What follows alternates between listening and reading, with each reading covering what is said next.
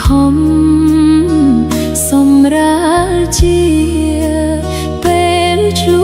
គ្នាលួងលោមប្រាណឯប្តីចិត្តធន់ណាស់តួខឹងចិត្តមិនយំខានរក្សាចិត្តស្ងប់សានមិនរុញរៀនតបសំដីបើក្ដៅ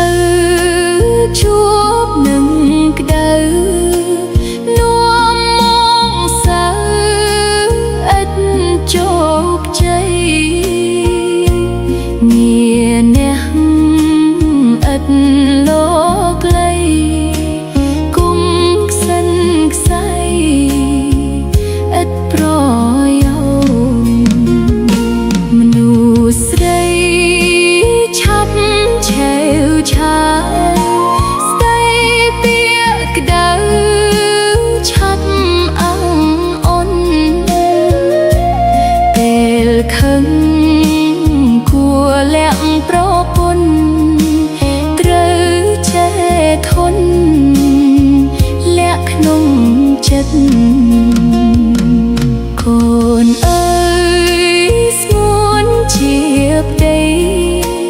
ត្រូវលោកលៃចិត្តឲ្យធន់ដោយទឹកលុកលើចិត្តពន់លត់ពេជ្រឲ្យត្រជាក់